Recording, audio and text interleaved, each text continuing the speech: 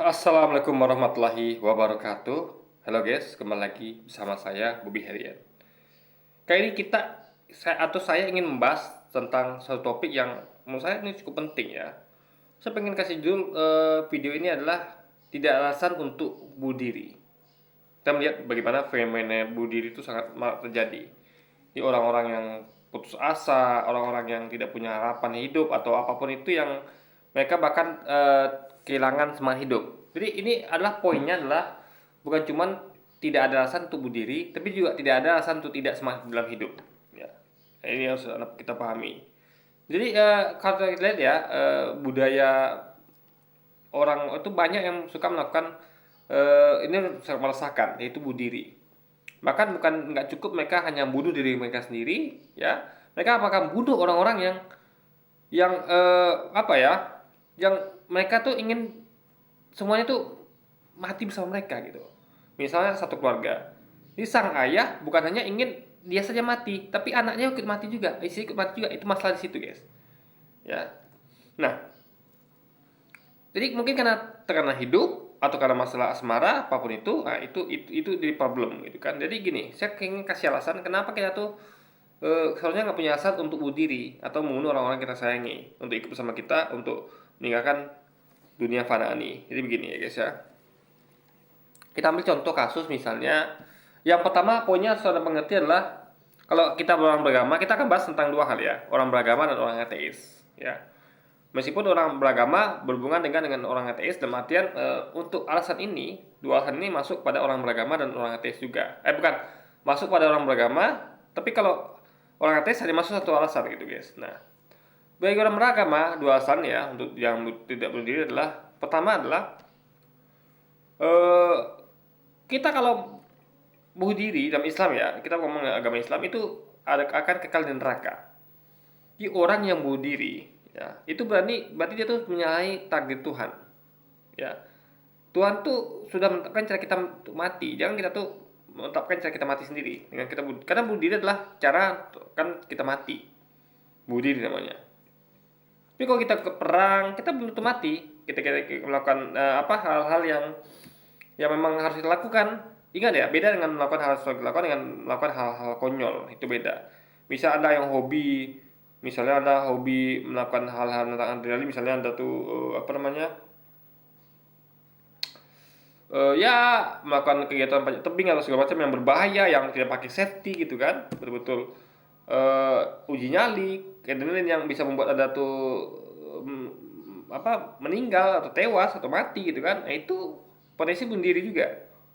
Jadi Anda melakukan itu memang berhitungan dengan alat-alat safety yang sangat mumpuni, itu beda kasus. Jadi ibaratnya beda antara memang ala ujian dengan perhitungan matang, dengan persiapan matang, dengan orang yang memang tidak ada pakai safety sama sekali, memang nggak jelas itu perhitungan bagaimana, asal aja guys, itu beda. Makanya orang yang asal itu akan cenderung dinilai bunuh diri nanti ya gitu kan, karena memang gitu ceroboh gitu. Itu nggak sengaja, ini kan sengaja, memang sengaja itu. Misal ada orang yang Anda lihat, ada orang ya yang datang ke gedung-gedung tinggi tanpa pengaman, itu memang sengaja, dia memang ada niat. Memang bukan dia bukan bunuh diri, tapi dia niat minimal melakukan hal berbahaya, yaitu kan berpotensi melakukan dirinya, itu yang dilakukan ya. Nah, ini dalam Islam itu kalau orang bunuh diri itu adalah kekal di neraka, sama dihukum dengan orang yang syirik, karena mereka tuh tidak percaya Tuhan, bahwa Tuhan itu harusnya lah yang kalau kita percaya pada Tuhan, berarti kita serahkan bahwa Tuhan itulah menentukan cara mati kita gimana buat kita. Berarti sudah masuk kepada dihitung sebagai dosa syirik, orang bunuh diri. Makanya itu fatal sekali dalam Islam, fatal sekali ya. Itu alasan yang tidak main-main itu guys. Ya, kalau kita seorang Muslim Islam, kalau kita buat dosa, timbangan dosa kita liwat pada pahala, kita akan dimasukkan ke neraka dahulu. Itu tidak selamanya. Ini masih adalah enaknya gitu. Karena yang bahaya itulah kalau kita selamanya, itu berbahaya. Jadi baik Anda tuh masuk neraka selamanya, atau Anda masuk surga dulu lalu masuk surga sebentar lalu masuk neraka selamanya, itu hampir sama guys, gitu kan. Nah, mending masuk neraka dulu sebentar baru masuk surga. Lebih bagus lagi tidak masuk neraka sama sekali. Nah, itu ya sebab. Jadi harus beriman dan taat Sehingga kita tuh tidak masuk neraka sama sekali. Tapi kalau Anda cuma beriman, tapi taatnya kurang, ada kemungkinan Anda masuk neraka dulu. Nah, tapi orang-orang yang bunuh diri itu jelas sekali dia akan masuk ke neraka, dihukum sama seperti orang kafir. Nah, itu berbahaya. Nah, kalau alasan ini adalah alasan yang dipakai untuk orang beragama. Jadi orang beragama harus sadar betul ini ya. Jangan melakukan hal bunuh diri, apalagi bunuh orang-orang yang Anda sayangi ikut bersama Anda. Itu lebih fatal lagi. Ya, itu lebih fatal lagi ya. Nah, ini kan tentu ditolak oleh orang-orang yang ateis, yang tidak beragama, tidak berkeyakinan, atau orang luar Muslim, Islam. Nah, itu alasan itu kita bisa pakai untuk kita juga yang Muslim, gitu kan. Jadi gini, Anda bayangkan ya, budi itu adalah hubungannya dengan semangat hidup. Orang bunuh diri adalah orang yang biasanya tidak punya semangat hidup, ya, dia nggak punya harapan hidup. Misalnya, bunuh diri karena hutang yang melilit, bunuh diri karena nasib dirinya nggak jelas atau keluarga nggak jelas, dia takut nanti ke depannya anak-anaknya kelaparan atau ya susah hidupnya atau bagaimana gitu kan, lalu dia bunuh anak-anaknya atau istrinya dan dirinya juga gitu. Ini adalah dia tuh nggak punya harapan hidup lagi gitu guys. Atau misalnya dia tuh putus cinta, ya kita sedih sekarang ya, putus cinta, tinggalin pacar, tinggalin istri segala macam. Jadi begini ya, makanya kita tuh harus punya semangat hidup. Kayak saya nih, contoh. Saya punya pandangan, saya tuh harus punya lapisan berlapis atau layer-layer dalam hidup. Semangat untuk semangat itu. Jadi gini, saya selalu menambah list dalam daftar tujuan hidup saya. Apa yang saya mau kerjakan di hidup ini? Apa tujuan saya? Saya mesti kejar apa gitu guys. Sehingga kalau satu nggak tercapai, satu lepas, saya pasti punya yang lain. Contoh gini, misalnya kalau saya ditinggalkan istri, atau orang saya sayangi ya istri lah, atau orang-orang yang bermaksiat mengatakan itu pacar mungkin kan. Nah, istri gitu kan, orang-orang yang suka bermaksiat itu mungkin pacar istilahnya gitu kan. Nah, jadi ketika saya ditinggalkan istri, ya istrinya misalnya cerai dari saya atau meninggal saya dengan laki-laki lain, itu saya langsung switching ke semangat hidup kedua. Oke, saya pernah semangat, aduh nggak ada istri lagi. Nah, alih-alih mencari yang baru, saya berpikir yang lain, lebih simple, yang sudah ada aja. Karena gini, bahaya kalau tidak menyiapkan rencana cadangan atau plan B. Anda bayangkan ya, Anda kehilangan istri, orang yang Anda sayangi, paling sayangi, Anda kehilangan seorang istri yang Anda paling sayangi, yang meninggalkan Anda dengan laki-laki lain, misalnya gitu kan. Anda harus mencari yang lain dulu. Untuk dapat mengganti itu kan nggak gampang. Gampang kalau pelarian, tapi itu bukanlah cinta sejati, ya. Pelarian bukan cinta sejati. Ini butuh waktu. Nggak mungkin kita sembarangan ngambil pasangan, kan nggak mungkin sembarangan, apalagi untuk nikah. Kita ngomong bukan maksiat ya. Maksiat sekalipun itu susah untuk sayang sama yang lama itu susah guys. Dengan orang yang ninggalin kita, dengan pria lain itu misalnya kan, susah sekali. Atau berlaku sebaliknya untuk wanita dengan laki-laki yang dengan wanita lain misalnya, itu susah guys. Ya, susah. Rasa sayang itu beda dengan pelarian satu beda. Sehingga itu adalah ada jeda, sehingga itu berbahaya. Semangat hidup itu nggak langsung muncul. Karena belum ada orangnya yang tepat gitu guys, yang sama sayangnya kita dengan yang lama. Itu bahaya, sekali lagi itu bahaya. Maka solusinya adalah alihkan ke yang ada aja. Apa itu? Anak Anda kalau sudah punya anak. Anak Anda. Oh, aku kehilangan istri yang aku sayangi. Memang untuk mencari gantinya butuh waktu. Oh, saya nggak mau pusing. Saya nggak mau cari ganti. Nggak mau saya mau pusing guys. Ngapain coba? Ada aja ya dulu, yaitu anak-anak kita. Punya anak ya anak kita. Rasa sayang kita cepat dialihkan ke anak. Oh, nggak punya istri nggak apa-apa deh. Nggak apa-apa deh. Nggak ada yang kita sayang lagi wanita nggak apa-apa. Ada anak-anak kok. Itu dia. Alihkan dengan cepat. Jangan nunggu-nunggu. Aduh nanti deh. Tunggunya apa lagi? Bahkan nggak usah pikirin itu. Nggak usah. Saya nggak pernah pikirin itu ya. Saya fokus pada anak-anak misalnya gitu kan. Nah, orang anak meninggal, pergi atau bagaimana, meninggal kita juga misalnya, durhaka misalnya kan. Jangan sedih. Jangan cari anak lagi.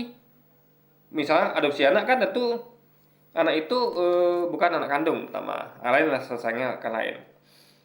Butuh chemistry dulu gitu kan. Tapi kalau anak kandung pasti ada chemistry. Jadi saya merasakan sebagai orang yang punya anak kandung ya beda chemistry anak kandung dengan anak tiri beda. Anak-anak adopsi itu beda guys. Anak adopsi itu adalah butuh waktu. Kita nggak bisa langsung ketika pertama kali mengambil itu langsung sayang, nggak bisa. Butuh waktu dulu. Tapi kalau anak kandung pasti saya pertama kali langsung sayang. Ketika dia dilahirkan dari istri kita pasti langsung sayang kita guys. Itu beda anak kandung. Nah, jadi butuh waktu. Jadi kita menghindari hal yang butuh waktu itu. Nah, sementara juga kalau buat anak kandung ya, tentu kita harus nikah lagi dan itu ribet lagi. Jadi lagi pasangan yang sesuai, karena kita mungkin nikah sembarangan. Jadi ribet. Maka alihkan dengan misalnya tujuan hidup lain adalah diri kita sendiri. Ah, itu dia, diri kita sendiri. Ya. Jadi kita tuh ingin menyenangkan diri kita. Apa hobi kita? Kejar itu. Apa impian kita? Kayak saya, impian saya adalah financial freedom. Dengan financial freedom atau kebebasan keuangan, saya punya waktu untuk bisa mengerjakan hobi saya tanpa harus terikat pekerjaan. Waktu saya itu betul-betul full untuk hobi saya. Nikmat sekali hidup seperti itu, guys. Anda tidak perlu bekerja, Anda hanya mengerjakan hobi. Itu yang nikmat sekali hidup situ, gitu kan. Jadi Anda hanya menyenangkan melakukan hal yang Anda senangi. Nah, switching langsung ke situ yang ada, intinya adalah langsung yang ke ada, jangan yang nggak ada Anda pikirin. Oh, dicari istri lagi lah atau buat anak lagi, jangan gitu. Yang ada aja sekarang Anda nikmati. Fokusnya ke situ. Yang itu adalah bonus. Kalau Anda dapat lagi alhamdulillah. Kalau tidak ya nggak masalah. Kalau saya nggak mau pikirin itu masalah memang, guys, ya. Lalu kalau Anda nggak punya hobi atau memang ada hopeless sekali ya, minimal orang lain. Anda harus hidup untuk orang lain. Ya. Alhamdulillah kita punya kepekaan sosial. Kita harus punya rasa empati, simpati. Saya orang yang gampang kasihan, guys. Misal orang-orang susah tuh saya kadang nangis ya. Misalnya saya lagi jalan, misalnya di jalan saya ketemu misalnya ada ibu-ibu pakai jilbab, bawa anak kecil juga pakai jilbab atau laki-laki lah gitu. Pokoknya atau ini orang susah lah. Yang saya itu nggak pantas ya. Ini orang susahnya udah betul-betul titik nadir. Kalau ada laki-laki, misalnya laki-laki saya sehat, ya atau agak cacat sedikit lah, tapi dia masih mampu untuk mencari nafkah. Misalnya dia mau sampah, itu menurut saya itu saya kasihan, tapi nggak itu menurut saya bukan dalam titik nadir, karena memang dia layak bekerja, karena memang laki-laki sehat gitu kan, atau laki-laki yang tidaklah bukanlah bukanlah suatu yang cacat fatal gitu, guys, masih bisa lah dia melakukan itu gitu kan. Itu namanya kan ada ibu-ibu ya atau laki-laki juga lah, tapi dia harus bawa anaknya, ya anaknya dibawa gitu. Karena gini, kadang-kadang saya perhatikan ya, ibu-ibu atau bapak-bapak ini nggak bisa ninggalin anaknya, karena dia tuh mungkin di rumah sendiri, nggak ada keluarga lain, entah keluarga kita kemana, entah dia merantau, entah keluarga yang meninggalkan dia, nggak tahu kita, dia harus bawa tuh anaknya untuk ikut kerja sama dia. Karena kalau tinggal rumah kan nggak mungkin juga tidur kolong jembatan kita nggak tahu juga kan, itu nggak mungkin anaknya tinggal. Siapa yang ngurus, siapa yang jaga? Makanya dibawa untuk demi keamanan anaknya gitu kan, dibawa itu. Nah, dia bawa keliling, entah mulung itu, entah ya kayak apa namanya tuh, ya semacam mengemis juga, tapi dengan cara kreatif. Misalnya kayak memakai pakaian badut gitu kan. Nah, itu saya suka menangis lihatnya, guys. Ini menurut saya nggak pantas, ini nggak layak ini. Ya, kemana pemerintah gitu kan? Kemana orang-orang baik? Nah, saya punya impian bahwa saya ingin punya banyak uang untuk membantu mereka. Saya bukan hanya pengen bantu kasih uang tiap saya lihat mereka, enggak. Itu menurut saya nggak cukup. Saya pengen bisa bagaimana mereka tuh bisa berubah nasibnya, guys. Misalnya saya kasih modal, nggak cuma kasih modal tapi saya pantau, saya bimbing gimana supaya berhasil gitu, guys. Itu impian saya. Nah, itulah alasan saya hidup. Sehingga nggak ada alasan untuk kita tuh nggak semangat hidup. Sehingga dengan semangat hidup itu kita tidak ada alasan untuk kita tuh bunuh diri, guys. Jadi poinnya adalah gimana cara kita tuh adalah bisa langsung kita tuh punya semangat hidup, jangan nunggu-nunggu lagi, jangan mencari lagi, yang ada sekarang aja dulu. Apa yang sekarang ini yang Anda inginkan? Nah, untungnya saya punya banyak keinginan, dan itu adalah membuat saya itu tetap semangat hidup. Saya tidak pernah punya pikiran sedikit untuk berdiri, itu rugi sekali, guys. Bagi seorang muslim, kekal di neraka. Kalau misalnya sebagai seorang ateis, misalnya ya bagi orang ateis itulah ya rugilah. Kalau anda punya tujuan, sayang sekali tujuan Anda tuh lebih penting dibandingkan dengan kematian itu sendiri. Ya. Karena ketika Anda mati, Anda tidak bisa mengejar impian Anda, nggak bisa. Karena yang bisa mengejar impian itu adalah orang hidup. Itu sih paham ya. Jadi, selagi ya, itu alasan untuk tidak bunuh diri, dan alasan itu berhubungan dengan tidak alasan untuk tidak semangat hidup, guys. Itu. Jadi untuk mencegah bunuh diri kita harus punya semangat hidup. Itu sih pahami. Oke, jadi mungkin dalam video ini berguna sehingga ini akan, kalau disadari orang-orang yang ingin banyak bunuh diri itu adalah mereka tuh bisa mengerti dan mereka sadar bahwa bunuh diri itu nggak ada gunanya. ya, karena kita tuh harusnya punya semangat hidup, banyak harus kita perjuangkan, banyak harus kita pikirkan, banyak harus kita nikmati dalam hidup ini, gitu loh. Jadi segala yang nikmat itu kita lupakan, kita buang, kita ganti dengan sebuah kenikmatan yang bisa kita raih dan nikmati di hidup ini, baik sekarang maupun nanti, guys. Ya, dan semua kenikmatan dunia ini tentu yang halal itu akan berubah jadi kenikmatan yang hakiki, kekal di akhirat nanti. Oke, jadi mungkin sekian dulu aja video kali ini, dan sampai jumpa lagi di video selanjutnya. Wassalamualaikum warahmatullahi wabarakatuh, guys.